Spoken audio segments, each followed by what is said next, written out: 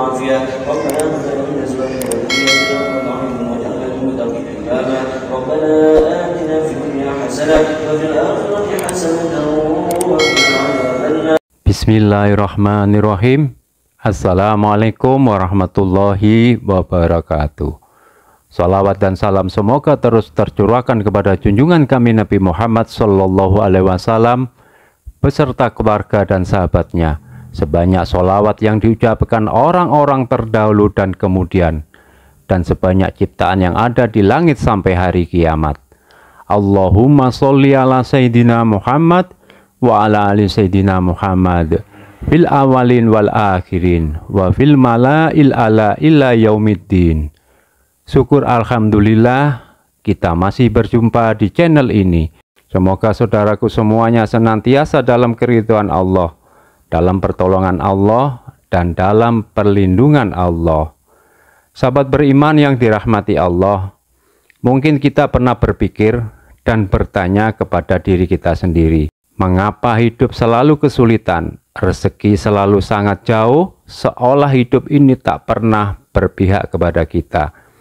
Meski sudah bekerja keras, berangkat pagi pulang malam, tak jarang rezeki seseorang masih saja seret. Untuk memenuhi kebutuhan sehari-hari, untuk makan saja masih susah, apalagi bicara mau membayar hutang, jelas tambah susah untuk melunasi hutang-hutangnya. Apakah kesulitan dan kesusahan yang datang kepada kita termasuk kurang lancarnya rezeki yang datang karena ulah kita sendiri? Memang yang utama dapat menjadi penghalang rezeki adalah perbuatan dosa yang kita lakukan. Dalam sebuah hadis, Nabi Muhammad Shallallahu Alaihi Wasallam bersabda, sesungguhnya seorang hamba akan terhalang dari rezekinya disebabkan dosa-dosa yang diperbuatnya. Hadis riwayat Ahmad. Walaupun seseorang telah berusaha sebaik mungkin, namun ia masih berbuat dosa, hal ini bisa tetap menjadi penghalang rezeki. Sahabat beriman, sebelum lanjut, bolehkan saya mengajak pemirsa untuk bergabung di channel ini dengan menekan tombol subscribe dan menuliskan doa dan harapannya di kolom komentar, agar bisa kita amini bersama. Sahabat beriman yang dirahmati Allah, perhatikan, ini ada 9 penyebab utama rezeki kurang lancar yang akan saya sampaikan. Siapa tahu masing-masing dari kita masih ada yang melakukan tanpa sadar hal berikut ini. Yang pertama, melakukan salah satu 7 dosa besar. Melakukan salah satu perbuatan 7 dosa besar amat bisa menjadi penyebab terhalangnya rezeki seseorang kurang lancar. Sebagaimana Rasulullah Shallallahu Alaihi Wasallam bersabda, jauhilah 7 dosa besar, yaitu menyekutukan Allah, berbuat syirik, sihir, membunuh manusia yang diharamkan Allah kecuali dengan haknya, memakan harta anak yatim, memakan riba, lari dari medan peperangan, dan menuduh wanita baik-baik berbuat zina. Hadis riwayat Bukhari dan Muslim. Sahabat Nabi Ibnu Abbas radhiyallahu an mencontohkan perbuatan syirik yang samar tersebut seperti perkataan, demi Allah dan demi hidupmu wahai fulan, demi hidupku, atau kalau bukan karena anjing kecil ini, tentu kita didatangi pencuri-pencuri itu. Kalau bukan karena angsa yang ada di rumah ini, tentulah datanglah pencuri-pencuri itu. Itulah yang menjadikan kita bisa digolongkan melakukan perbuatan syirik, walaupun syiriknya tersamar. Ibnu Abbas radhiyallahu an mengatakan, janganlah engkau menjadikan si fulan sebagai sekutu bagi Allah dalam ucapan-ucapan tersebut. Semua ucapan-ucapan itu adalah perbuatan syirik yang tersamar. Hadis riwayat Ibnu Abi Hatim.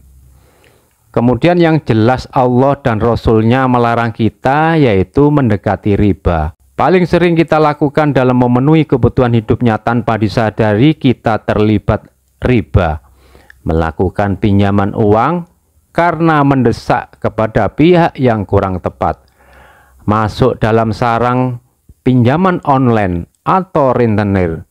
Tentunya kita harus membayarnya dengan bunga yang telah disepakati, dan itulah bagian dari riba. Yang kedua, hindari durhaka dan menyakiti orang tua kita. Bila mana kita pernah berbuat salah atau bahkan menyakiti dengan perkataan yang menyakitkan kepada orang tua kita, selagi masih hidup, merapatlah untuk meminta maaf kepadanya, karena ridho Allah ada pada ridho orang tua kita. Lalu bagaimana kalau orang tua kita keburu meninggal, sementara kita belum meminta maaf atau beliau belum memaafkan kita? Doakan saja bila mana beliau sudah meninggal, minta ampunkan kepada Allah dan meminta maaflah kepada Allah, karena sesungguhnya Allah Maha Pemaaf dan Maha Pengampun bagi hambanya yang telah sadar menyesal akan perbuatannya. Yang ketiga, menunda sholat, mementingkan duniawi. Salah satu penghalang pintu rezeki lainnya adalah ketika seorang muslim terlalu sibuk dengan urusan duniawi dan malah lupa untuk beribadah sholat kepada Allah Subhanahu wa Ta'ala. Untuk mencukupi segala kebutuhannya, dia rela bekerja tak mengenal waktu istirahat.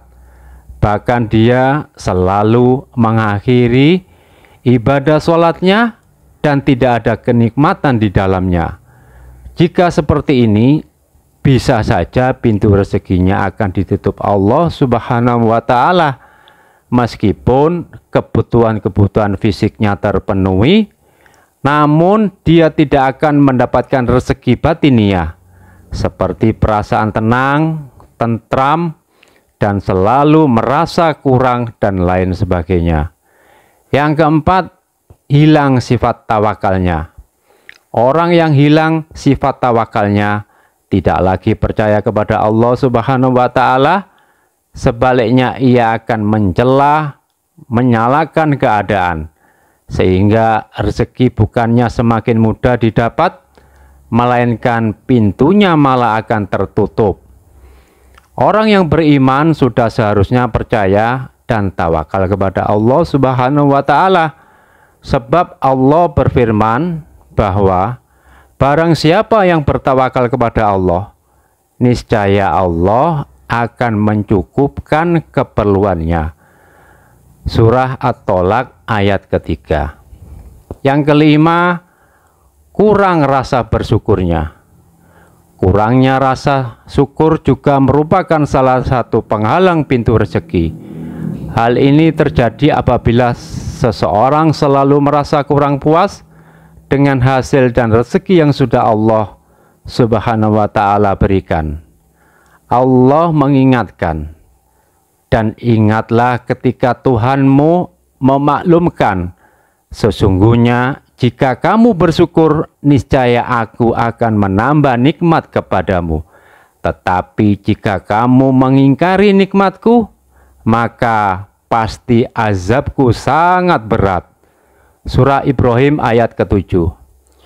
Makna syukur adalah menggunakan apa yang Allah karuniakan kepada kita untuk Allah. Jika engkau tidak bisa mensyukuri kelebihan yang Allah berikan kepadamu, atau tidak bisa menerima kekurangan yang Allah berikan kepadamu, maka engkau akan mendapatkan hukuman dari Allah.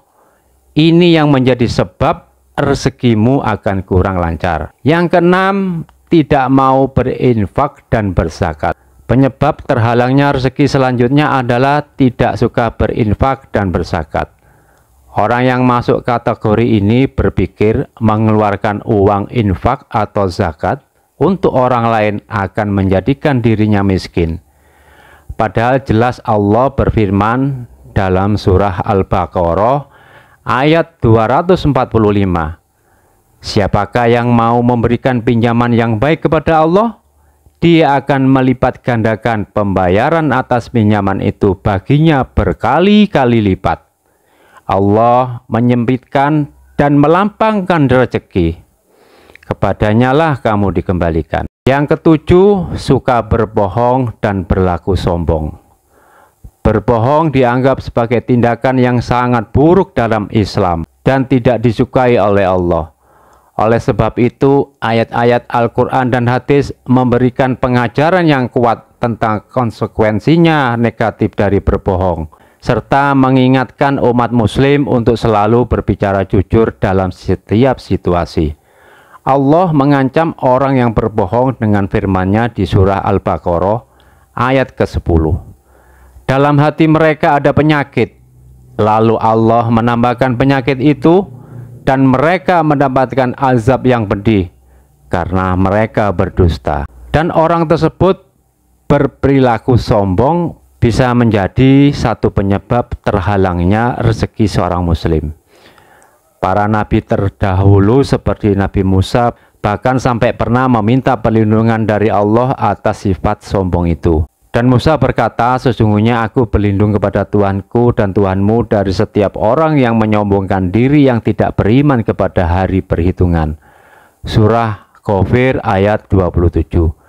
Kesombongan merupakan pakaian Allah dan hanya milik Allah. Sehingga apabila ada manusia yang menyombongkan diri, ketahuilah dia akan menyempitkan rezeki mereka. Yang kedelapan, sering berkhianat.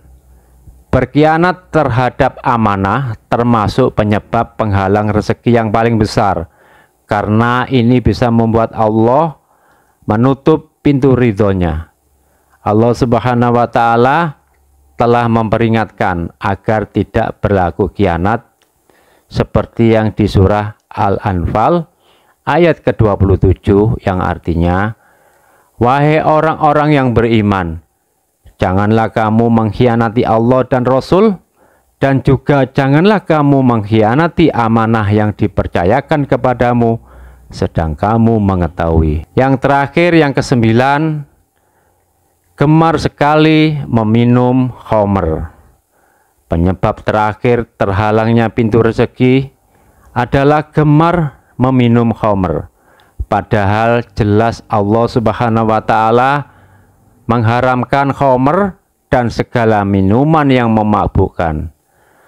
Allah berfirman di dalam surah Al-Maidah ayat 90, wahai orang-orang beriman, sesungguhnya minuman keras, berkorban untuk berhala, dan mengundi nasib dengan anak panah adalah perbuatan keji dan termasuk perbuatan setan.